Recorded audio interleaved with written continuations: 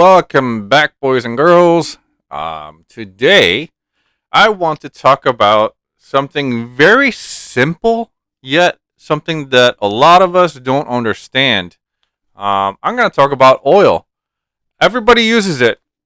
We don't know what it means to use a certain weight of oil. And when I even say weight, a lot of people are going to be like, what does that even mean?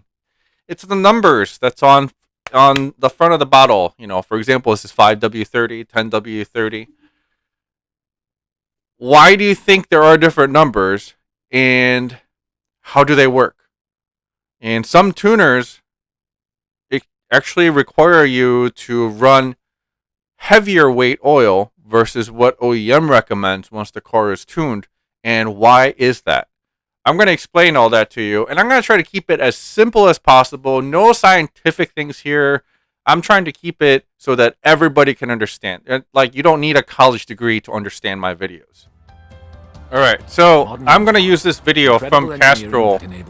They did a real great job to show you how engine oil actually works for the engine. All right, so I'm going to shut up now and let you listen to this video. The engine sump, a reservoir of oil.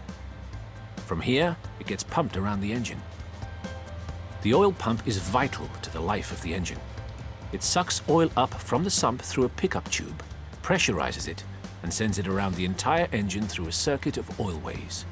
From the pump, the oil travels to the oil filter, which removes microscopic particles and supplies clean oil to the rest of the engine. Clean oil flows to all the critical engine parts. The bearings, supporting the crankshaft on a continuous film of oil. Pistons, cooled down and kept clean by the oil's detergent action. And the valve train, protected by the oil's anti-wear system. Loads in the valve train are the highest in the engine. This is where the oil experiences the most stress. To avoid friction and damaging wear, these fast-moving metal components must be lubricated. The oil is the only thing preventing metal-to-metal contact. Returning to the sump via oil return channels, the oil completes its journey. This whole journey can take as little as 5 seconds. Throughout the oil's journey, its primary function is to protect. It does this in many ways: reducing friction and metal-to-metal contact, reducing wear throughout the drive, and reducing harmful deposits. Regular maintenance with a quality oil and filter will protect and preserve the heart of the car, the engine, keeping it running at its best for longer. It's more than just oil. It's liquid engineering. Okay, so as you saw, oil plays a very, very important role when it comes to making sure your engine runs in tip-top shape.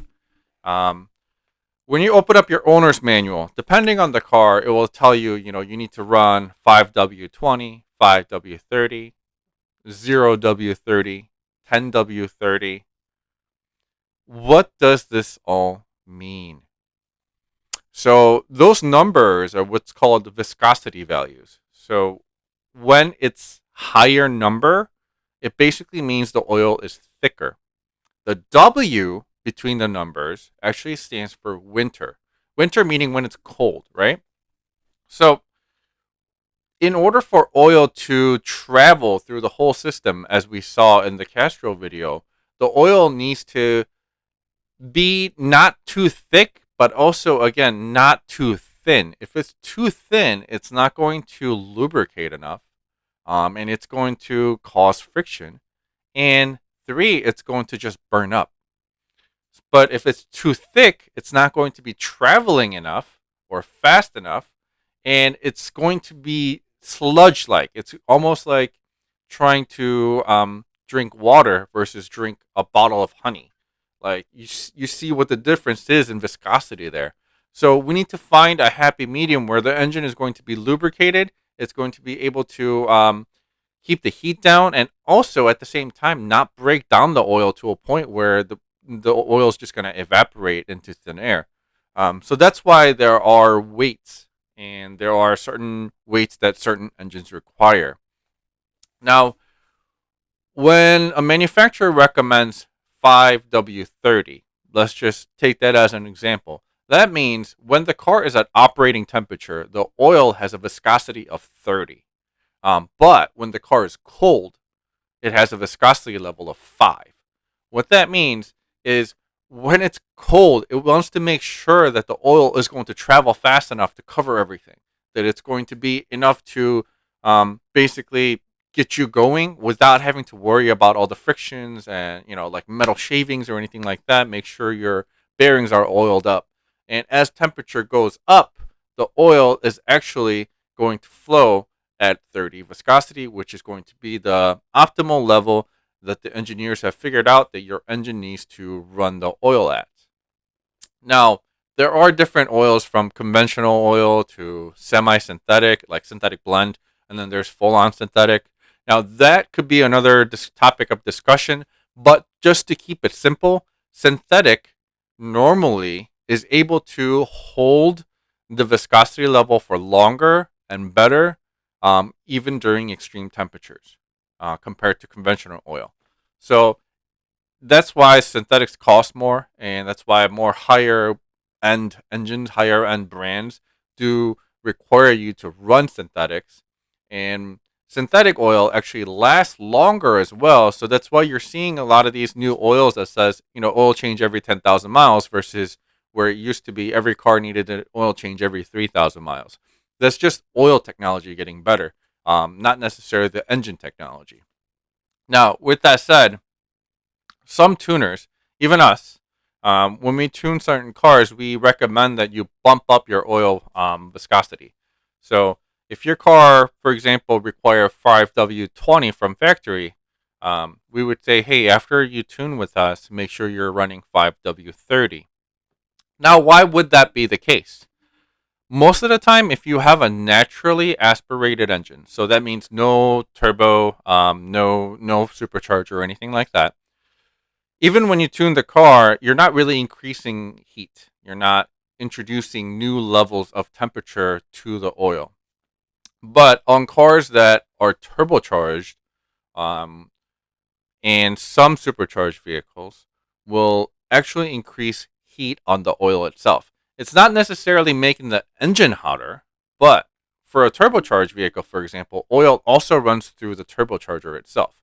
So the oil will make its way through the filter to the engine and then into the turbo and then come back down and complete its cycle that way. When a turbocharged engine or turbocharged car is tuned, 90% of the time, the tuner is going to increase the boost level. So if OEM turbo was spooling 15 psi, the tuner may increase the turbo psi to 20 psi. Now, when you spin a turbo that much more to produce even more boost, you're technically heating up the turbo more because it's doing more work. I mean, it's simple physics. If you're running on a treadmill at 1 mile an hour versus 2 mile an hour, you're going to sweat more with 2 mile an hour, right? It's just simple. So there's more energy being produced. So there's going to be more heat. Same thing with the turbo. When you create more boost, there's going to be more heat. More heat, meaning if that same oil that was designed to run through a 15 psi turbo now runs through a 20 psi turbo, it's going to be introduced to even higher heat than it was normally designed to. And that is one of the reasons why the tuners will tell you, hey, you need to run higher viscosity oil with this car. But with that said, you will notice that a lot of tuners will basically jump from 5W20 to 5W30, but they won't say you need to go to 10W30 from 5W30. The reason being, the cold temperature or winter temperature viscosity will have to remain the same because the only time it's really making the difference is when the car is running at full and you're actually beating the crap out of that thing and making sure that turbo is glowing red, you know, giving you the most amount of boost possible with the tunes. So that's where the whole viscosity thing comes in. That's where the weight differences comes in. So I just wanted to make a quick video about why tuners require higher weight and what weights actually mean. So now that you have a better understanding of how oil works, I hope this video helps you out. I try to keep it as simple as possible. Like I said, you don't need a college degree or an engineering degree to understand my videos. Let's just keep it simple. When a tuner recommends that you go with a higher viscosity oil, refer back to this video and it will tell you exactly why he or she is recommending that you need to go with a higher viscosity oil. So I hope that kept everything pretty simple and to the point for you guys. I'll bring you out more videos like this in the future. If you have certain topics you want me to cover, don't hesitate to comment below. Make sure you like, subscribe, share, and hit that notification bell as always. Your views are very much appreciated, and I will see you on the next one.